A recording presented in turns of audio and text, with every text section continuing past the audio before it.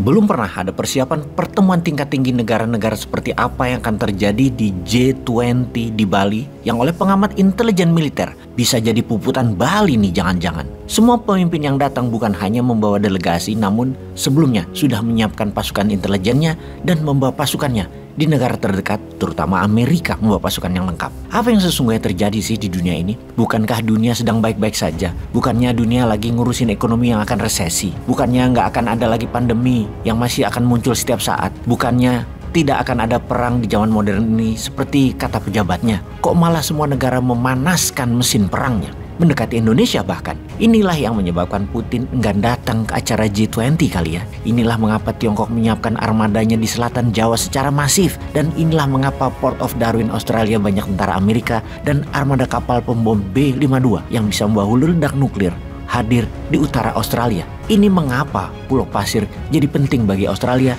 karena armada lautnya bisa ngumpet terdekat dengan Bali dari sana. Amerika terutama Biden juga enggan sebenarnya datang kalau ada Putin. Juga kalau pada tanggal 8 November 2022 nanti hasil midterm election Partai Demokrat jeblok, maka tanggal 15-16 November 2022 di acara G20, di acara G20 belum tentu Biden datang. Biden bisa hilang selera dia. Kecuali acara G20 itu sebelum acara midterm election bisa nilai positif buat Biden. Kalaupun datang ternyata Amerika bagaikan bersiap perang di Bali armadanya. Full battle army. Tiongkok tidak mau kalah untuk melindungi pemimpin tertinggi mereka. Mereka menyiapkan perlindungan kekuatan yang tidak main-main. Semua tegang di G20. Kalau Putin tidak datang, kemudian Biden tidak datang, yang datang hanya Xi Jinping dan beberapa pemimpin negara papan tengah dan papan bawah. G20 nanti akankah ada resolusi atau hanya makan-makan bersama saja? Namun, kalau datang semua dan armadanya siap tempur semua, ini meeting atau mau perang sih? Oke, kita detailkan mengapa semua pemimpin negara besar tegang. Kita ke Asia Barat dulu. Kita semua tahu 8 minggu sudah Iran digoyang demo anti hijab. Di awalnya anti hijab namun sekarang menjadi political crisis di sana. Tekanan agama terlalu keras, dibatasi dan banyak aturan agaknya membuat sebagian masyarakat Iran muak, terutama para pelajar. Para pemimpin agama banyak yang diserang anak muda dan di mana-mana di Iran saat ini terjadi demo. Untuk menangani demo yang meluas dan membahayakan sebuah rezim, banyak strategi bernegara. Salah satunya adalah declare war atau menyatakan perang agar fokus rakyat terbagi. Iran kali ini melakukan hal yang sama. Pengumuman dan pidato keras Ayatollah Ali Khamenei dalam pidato resminya kemarin akan membuat gejolak baru di Asia Barat di dalam menantang hegemoni sekutu terutama Amerika. Kata-kata kami akan balas Amerika terus diulang-ulang kalimat tersebut. Apa yang mau dibalas? Meninggalnya pemimpin Garda Revolusi Iran Qasem Soleimani yang diroket pakai drone oleh Amerika yang dikirim melalui Saudi Arabia membuat Iran memendam amarah pada Saudi dan Amerika. Hal ini diungkap kembali oleh petinggi revolusi Iran dan pemimpin spiritual Iran Ayatollah Ali Khamenei akan membalas Amerika dan akan membalas Saudi. Karena selain membalas dendam Soleimani, demo 8 minggu berjalan itu disponsori Amerika dan Muhammad bin Salman Saudi itu tuduhan Iran. Dijawab oleh Biden, kami akan bebaskan Iran. Dan ini merupakan pernyataan persis seperti sewaktu Amerika melakukan pembebasan atas sandera di kedutaan Amerika di Iran di tahun 1981.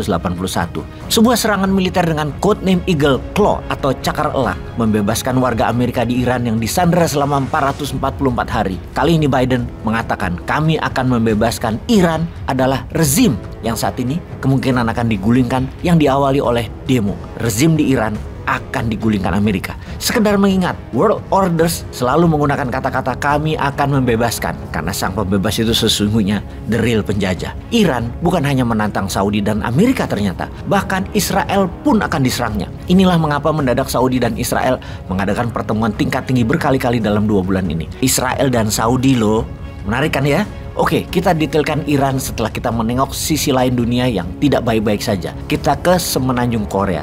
Dalam sebulan terakhir belum pernah Korea Utara meluncurkan uji coba rudal balistik sebanyak kali ini dengan mengarahkan sasaran ke perairan Korea Selatan dan Jepang.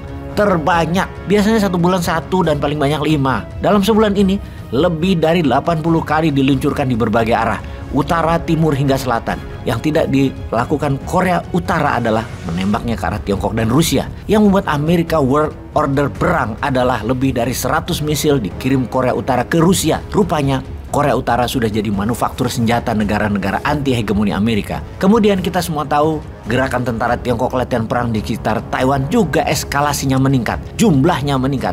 Tidak heran, 1 skuadron B-1 dikirimkan ke sepenanjung Korea dan 3 skuadron pesawat pembom B-52 dengan segala macam armada pengiringnya mulai juga menyiapkan pangkalan di Australia dengan codename latihan gabungan. Tetapi mengapa membawa pesawat pembom yang bisa angkut hulu ledak nuklir? Lalu kita tahu beberapa misil peluru kendali Amerika dengan kepala hulu ledak nuklir yang katanya kecil daya ledaknya sudah berpangkalan di Polandia untuk menyerang Rusia. Ada apa sih ini semua? Ini bukan pesimis informasi, ini bukan negatif informasinya, ini bukan memframing informasinya bahwa dunia sedang mengarah ke pergerakan perang militer. Namun ini semua fakta, ada beritanya di berita mainstream dan ada datanya. Yang terakhir kita kembali ke G20. Karena rawannya keadaan dunia terutama konflik militer, maka tidak heran acara G20 menjadi di ujung tanduk. Acara yang tidak murah biayanya bisa terancam tidak berpengaruh apa-apa di tatanan global. Acara yang seharusnya bisa membuat Indonesia ke posisi terpenting di dunia bisa malah